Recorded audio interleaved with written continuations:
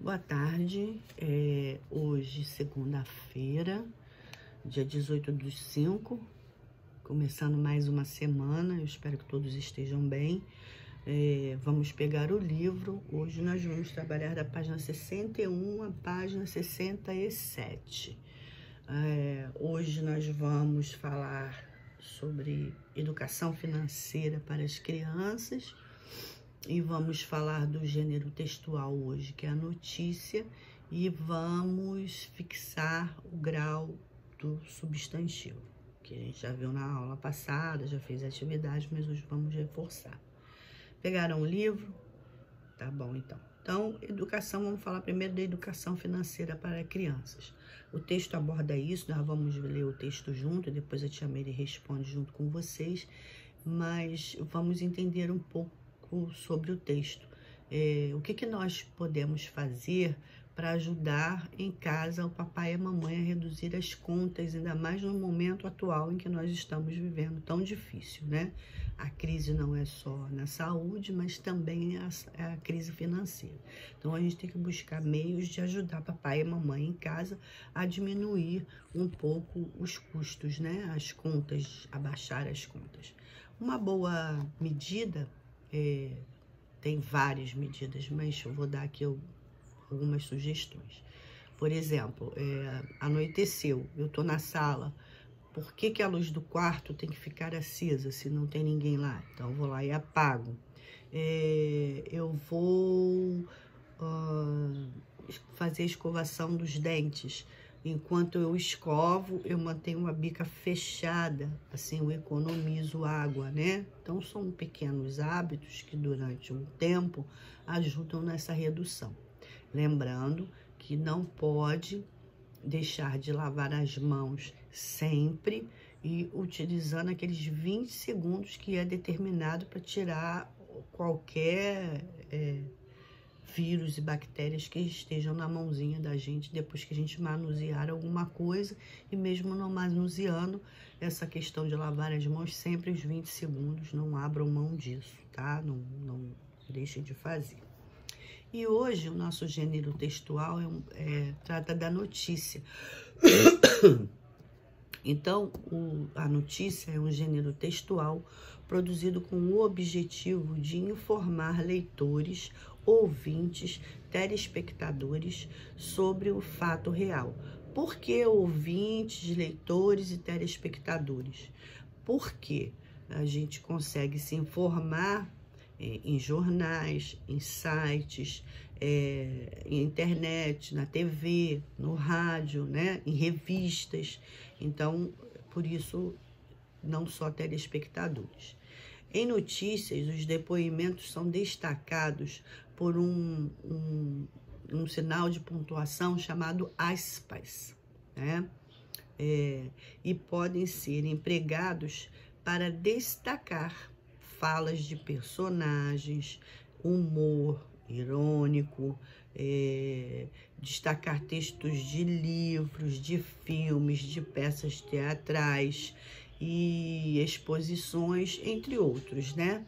Então, o gênero textual notícia é para isso, para informar os telespectadores, os leitores, e a gente tem utilizado muito esses veículos de comunicação diante da pandemia que nós estamos atravessando, né? A gente, até mesmo quando você acessa o Google, ele tem lá notícias a respeito acerca do coronavírus, que está aí, essa pandemia no mundo, né? Então, são veículos de comunicação que nos colocam a par dos acontecimentos que estão acontecendo, não só no nosso país, mas como no mundo como um todo, tá? Então, o gênero textual de hoje, notícias. E em seguida, nós vamos ver de novo o gênero textual, que a tia Mary já explicou na aula anterior. Nós temos o gênero textual de hoje, o grau do substantivo, e tem o aumentativo, né, que a gente coloca ão no final, que indica coisas grandes, e tem o diminutivo, que é inho, zinho, que eu já mandei para vocês por escrito, né? No diminutivo, nós também podemos usar pequeno, tá? Para indicar o substantivo. ok? Então, alguma dúvida sobre o gênero textual, notícia? Se tiverem, podem falar, tá bom? Então, vamos ao livro, página 61. Vamos fazer a leitura e em seguida as atividades, tá bom? Vamos começar? Leia somente o título da notícia a seguir. Em sua opinião, de que assunto trata esse texto? Você já ouviu falar em educação financeira? Agora leia a notícia em silêncio e depois acompanhe a leitura que o professor vai fazer. Através da leitura, projeto ensina educação financeira para crianças. Então, tá aí, projeto criado em escola pública de Arealva, atende alunos no contraturno. Crianças também aprendem a economizar em casa e verificar os gastos. Através da leitura, um projeto criado em uma escola pública de Arealva, em São Paulo, ensina as crianças como a usar o dinheiro desde pequeno. No contraturno da escola, os alunos recebem orientação sobre planejamento e poupança e eles aprendem direitinho. O que você quer? Você tem que sonhar, você tem que juntar um pouquinho de dinheiro para ver se dá o total do preço que você vai lá comprar. Conta um estudante Leonardo de 7 anos. Uma das histórias é sobre um menino que queria realizar sonhos. O menino era mais sonhador do lugar. Passava dias pensando em todos os sonhos que queria realizar. O menino sabia que para realizar alguns sonhos era preciso ter um negócio chamado dinheiro, diz o livro. E é assim que as crianças vão aprendendo uma lição tão óbvia, mas que precisa ser colocada em prática. Além da leitura de histórias como essa, as crianças fazem várias atividades baseadas nos livros que adultos leem para aprender a administrar o dinheiro. Parece difícil, mas os pequenos entendem tudinho. O D é de diagnosticar, o S é de sonhar, o O é de orçar e o P é de poupar, explica Leonardo. Já a Isabelle, de 8 anos, aprendeu uma lição muito importante. Eu aprendi que não pode só gastar com bobeira, tem também que guardar. Primeiro passo é cada aluno definir um sonho particular. Para realizar o sonho, o aluno faz o seu próprio cofre, leva para casa e vai juntando o dinheiro. O Davi, de 11 anos, já conseguiu guardar uma boa quantia e vai usar o dinheiro em uma viagem agora no final do ano. De tão empolgado, já entendeu que esse é um aprendizado que vale para a vida inteira, porque no futuro, quando a gente trabalhar, a gente não vai saber o que fazer com o dinheiro. Agora que nós aprendemos, nós sabemos o que fazer, gastar com o que precisa em casa. Em outra turma, os alunos trouxeram de casa as contas de luz e água para avaliar o quanto a família está gastando. A Mariana analisou que tem algo errado. Está muito cara, eu vou ter que tirar o carregador da tomada depois que eu uso o celular. Vou ter que apagar a luz do meu quarto, que essa noite dormiu acesa sem eu ver. Vou ter que falar para o meu irmão parar de acender a luz de dia. Conta. A educadora Rosa Maria Cardoso explica que economizar em casa é uma forma de ajudar a juntar o dinheiro no cofrinho. Se eles conseguem economizar em casa, ajudar o papai e a mamãe na hora de fazer as contas do mês, vai sobrar mais dinheiro. Então, já vai ter como esse dinheiro ir para o cofre para eles alcançarem os sonhos deles. Além do sonho individual, eles fizeram um cofre para cada turma e aos poucos cada um foi colocando ali o que pôde.